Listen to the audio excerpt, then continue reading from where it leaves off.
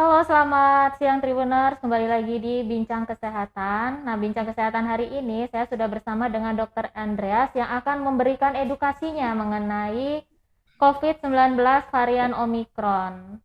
Halo, Dok. Ya, halo Pak Dini. Apa kabar, Sehat? Dok? Baik. Iya. Lagi di mana, Dok? Lagi di praktek ini. Lagi Oh. praktek. Jadi Oh. selang sebentar nanti kita kembali praktek lagi. Oh, di Ya. advent ya, Dok ya? Ya, Iya. ya. Iya, Dok. Nah, Dok, hari ini ya, Dok ya, saya dan kita semua di sini nih pengen mendengarkan edukasi dokter ini soal COVID-19 varian Omikron ini yang lagi heboh ini, Dok. Ya, Yang lagi ya. banyak dibicarain di mana-mana. Ah, ya, ya. Iya, pasti banyak yang penasaran nih, Dok. Ini Omikron ini sebenarnya apa sih? Lebih berbahaya dibandingkan Delta atau enggak sih gitu? Heeh. Ya. Oke, Nah, siap. boleh dijelasin, Dok? Kita langsung aja, Dok ya. Boleh dijelasin, Dok, soal si Omikron ini, Dok? Ya, baik, selamat siang eh, Mm-mm. sobat-sobat semua. Jadi gini, ceritanya sih awal tanggal 9 Desember, sorry, 9 November ada sampel yang diambil di Afrika Selatan. Jadi Afrika Selatan dia COVID masih banyak tuh. Terus dia ngambil sampel, kemudian begitu sampelnya diteliti ternyata PCR-nya positif, kemudian dilakukan pemeriksaan namanya GWS, Genome Whole Sequencing, jadi sampel itu dibuka lagi dan ternyata ketemulah ada varian baru. Varian baru ini tanggal 9, kemudian diteliti ini kok variannya cepat banget dia untuk menular kepada orang rata-rata usia muda dan meledak di Afrika Selatan. Afrika Selatan lapor kepada WHO tanggal 23 November dan tanggal 26 tiba-tiba dari WHO menyatakan bahwa ini adalah mutasi varian COVID yang baru. Ya, tanggal 26 kemarin, jadi umurnya baru sekitar 3 mingguan lah, Mbak Dini.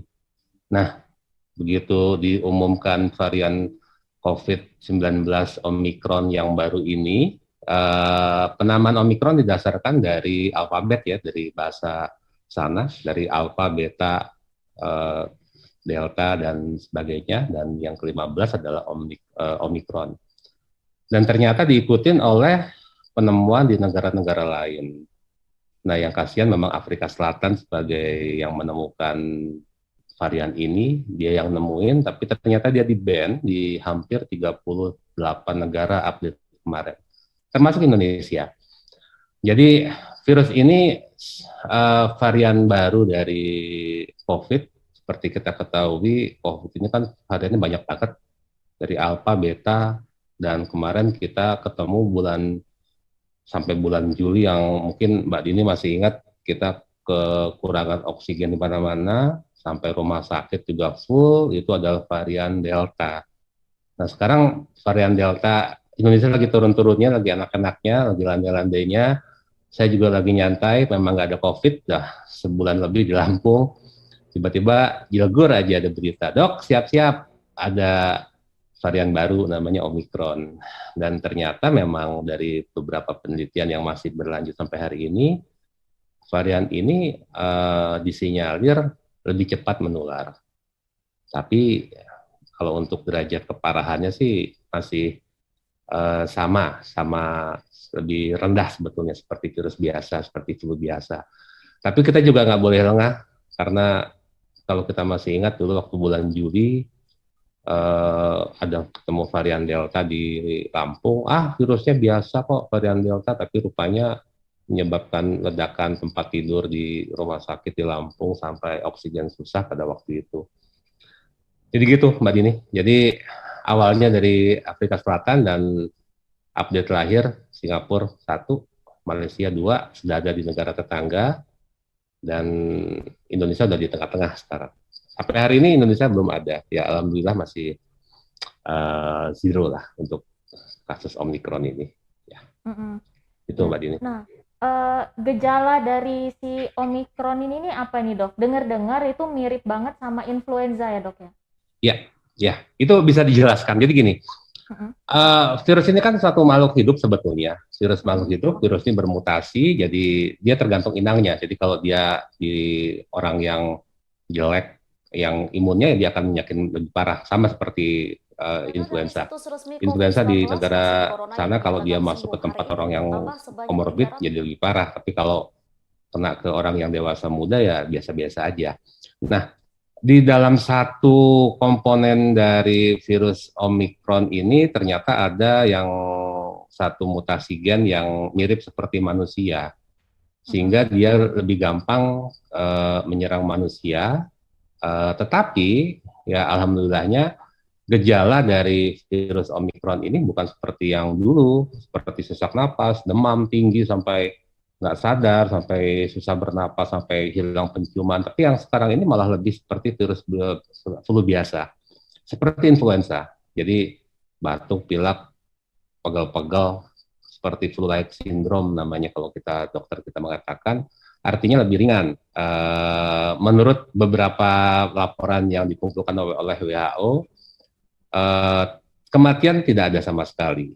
Ya, semoga memang betul kedepannya memang tidak ada kematian dan lebih ringan. Tetapi yang ditakutkan adalah penyebarannya lebih cepat dan kita tahu kalau di Afrika Selatan itu usia 9 tahun sampai muda 20-30 tahun itu karena mereka mobilitas lebih tinggi, mereka yang lebih sering terkena dari virus Omicron. Dirawat di rumah sakit betul, tetapi tidak sampai membutuhkan alat bantu napas, membutuhkan antibiotik yang aneh-aneh. Mereka hanya dirawat karena untuk isolasi di rumah sakit. Jadi, gitu Mbak Dini.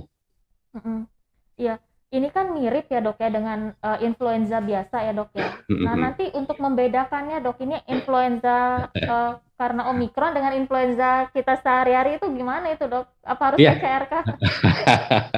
Betul. Untuk Omicron memang semua varian COVID ini memang dasarnya adalah PCR. Jadi bukan ada alat tes baru untuk kita tahu ini Omicron, bukan sama sekali. Jadi semua virus mutasi ini dasarnya adalah dari tes PCR. Dari tes PCR itu kalau kita positif ya sebetulnya ada satu komponen yang disebut genom S. Genom S itu kalau kita periksa di PCR ada satu parameter yang disebut genom S. Genom S itu kadang-kadang nggak ada. Nah, kalau kita ketemu pasien, tiba-tiba genom S-nya kok nggak ada sih di hasil PCR, nah ini hati-hati. Dan kita harus lanjut kepada pemeriksaan WGS, whole genome sequencing, artinya sampelnya itu kita kirim ke Jakarta. Nah, ini yang menjadi permasalahan sampai sekarang, karena sampelnya itu memang nggak bisa dikerjakan di Lampung, dikerjakan di Jakarta, kemudian kurang lebih beberapa minggu akan dapat kabar dari Jakarta bahwa inilah yang variannya apa. Ya, saya punya pengalaman, Mbak Dini, dapat pasien Delta. Kebetulan pasien Delta di Lampung, saya ketemu dua di rumah sakit. Jadi pasiennya itu datang udah divaksin, tapi kok masih positif ya. Gitu. Saya seperti anjuran dari Kementerian Kesehatan, kalau memang kita ketemu pasien COVID dengan nilai CT yang rendah banget, kemudian sudah pernah divaksin tetapi dia kena COVID atau dia memang reinfeksi sudah pernah kena COVID dan kena COVID lagi, kita wajib memeriksakan GWS atau WGS ya, genome sequencing namanya. Kita ambil sampelnya, kita kirim ke Jakarta melalui Dinas Kesehatan Provinsi Lampung. Dan ternyata pasiennya udah sembuh, udah balik, tiba-tiba dia dapat kabar dari Jakarta, dok pasiennya varian Delta. Nah, ini yang menjadi baru kita tahu, ternyata pasien kemarin varian Delta, kita kabari ke pasien udah baik-baik aja. Nah ini yang menjadi memang agak sulit karena pemeriksaan genome sequencing ini nggak bisa dikerjakan di Lampung. Jadi tetap semuanya dasar dari PCR baru kita bisa memeriksa pada varian melalui genome sequencing ini. Gitu. Itu Mbak Dini. Iya. Tapi kan PCR itu kan tarifnya sampai saat ini masih mahal ya dok ya, meskipun sudah turun kan masih mahal. Tapi kalau antigen pun dia bisa mendeteksi dok si Omicron ini ya? Oke. Tanyanya bagus. Dari WHO kemarin membuat satu statement bahwa antigen masih bisa dipakai untuk mendeteksi virus Omicron ini. Jadi sebetulnya jangan takut dengan pemeriksaan rapid antigen yang biasa atau swab antigen, kita bisa tahu bahwa ini adalah positif COVID itu dulu ya. Jadi kita antigen ini kan memang hanya sebagai yang kasar banget lah. Jadi kita nggak bisa melihat dia COVID atau bukan. Jadi kalau antigennya reaktif, kita akan lanjut kepada pemeriksaan PCR. Tapi ternyata virus Omicron ini, yang varian Omicron ini masih bisa terdeteksi oleh swab antigen yang ada sekarang di pasaran. Ya. Jadi, tapi nggak bisa tahu, misalnya antigennya positif, oh ini Omicron, enggak. Tetap untuk mengetahui Omicron atau enggak harus dikerjakan namanya genome sequencing tadi. Gitu. Ya, jadi masih bisa kedeteksi kok Mbak Dini sampai hari ini. Ya. Iya. Nah nanti ini dok, pengobatan dari si Omicron ini sama COVID yang lain nanti ini sama ya dok ya? Agak sedikit berbeda. Jadi untuk yang kasus seperti ini, memang antivirus yang dianjurkan oleh WHO lebih ringan sebetulnya. Jadi hanya diberikan namanya steroid dan anti interleukin 6 yang dianjurkan. Itu ya obat-obat di rumah sakit. Tetapi selanjutnya dari WHO minta tergantung dari gejala klinisnya. Kita tahu COVID dari WHO dibagi 3, ada yang gejalanya ringan, gejala berat, dan yang membutuhkan bantuan alat nafas. Kalau ringan ya sama seperti kita dulu dapat pasien tanpa gejala OTG ya cuma dikasih vitamin aja sih sebetulnya. Sama aja kok seperti yang dulu Mbak Dini. Jadi nggak ada bedanya. Iya. Nah tadi kan dokternya sempat nyinggung ya kalau nggak salah si Omicron ini kan dia lebih ringan. Tapi kalau dia pasiennya itu dia ada komorbid, apakah itu dia bisa memperberat si Omicron ini dok? Betul ya. Kita tahu kalau kita ngomong masalah virus ini kan kita tergantung kepada kekebalan daya tahan tubuh seseorang. Jadi kalau saya flu, saya lagi punya sakit kencing manis, punya orang usia tua, orang punya asma, itu akan lebih berat daripada mereka yang tidak punya gejala komorbid. Jadi ibaratnya sama seperti flu. Flu itu kalau di Amerika orang takut banget sampai ada vaksin influenza. Pada usia tua yang di panti-panti jompo atau geriatri semua dilakukan vaksinasi atau imunisasi influenza. Di Indonesia mah enggak. Nah, artinya apa? Artinya si Omicron ini meskipun seperti influenza biasa, tapi kalau dia pas kena kepada mereka yang komorbid, ya sama seperti mereka yang varian yang biasa. Dia akan lebih berat dari biasanya.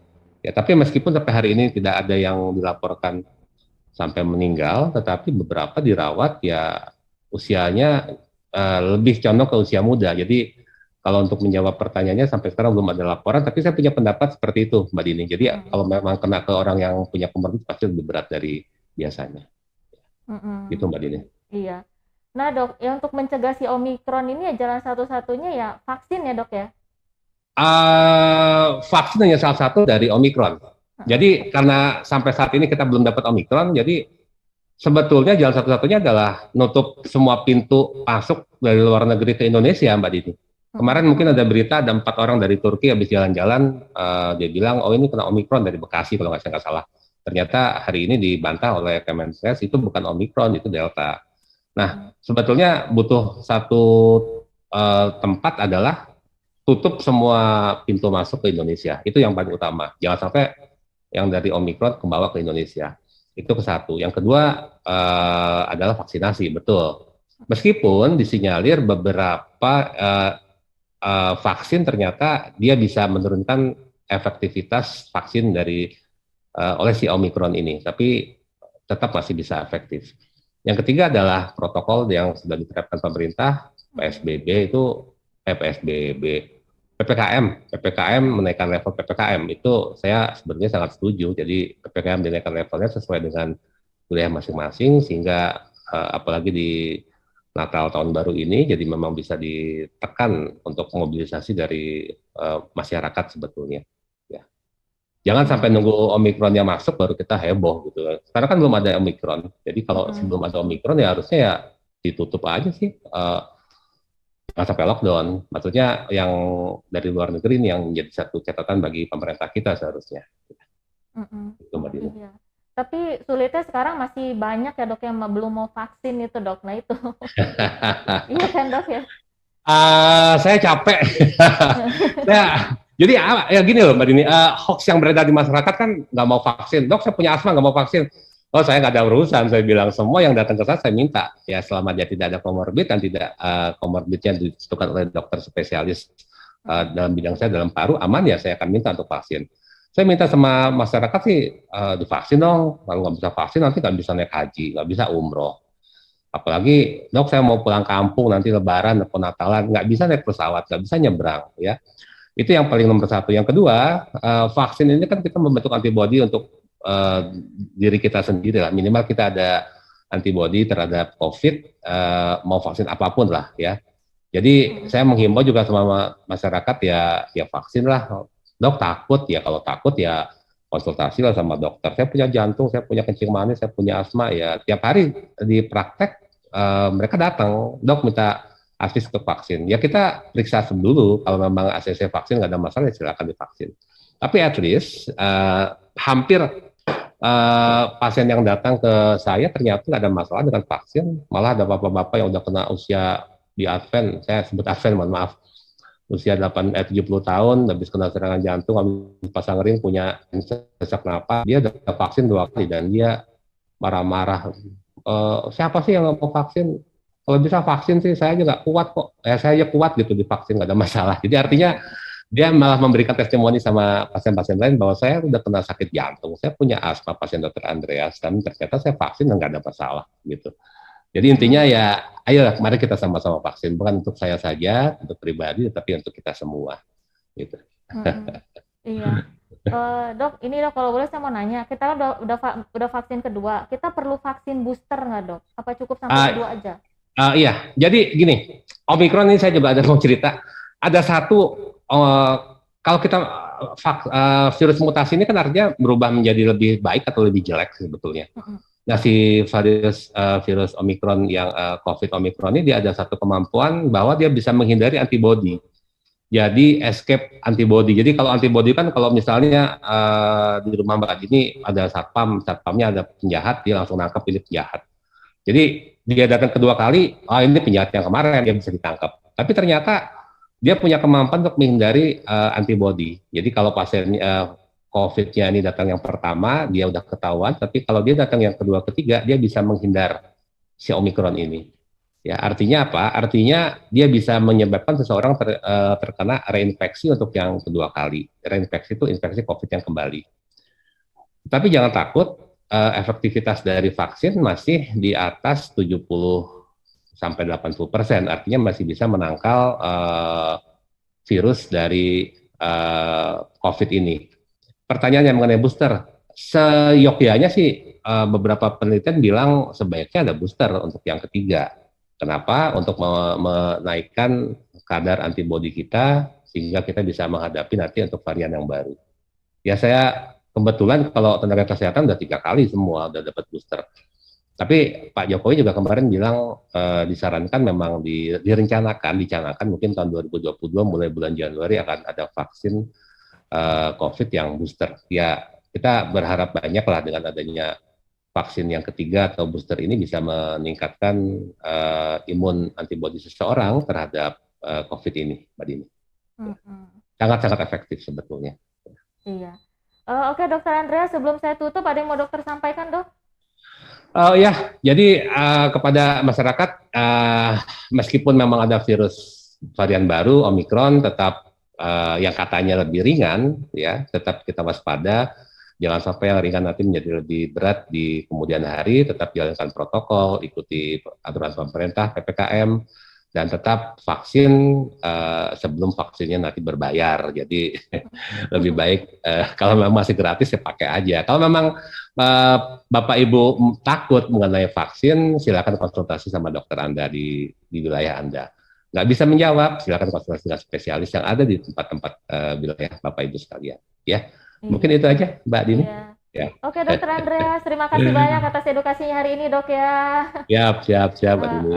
Ya. Sampai ketemu lagi, dok ya. Iya, oke ya. Selamat siang, Mbak Dini. Oke, Tribuners, itu tadi obrolan kita bareng Dokter Andreas. Sampai jumpa lagi di Bincang Kesehatan berikutnya. Selamat siang.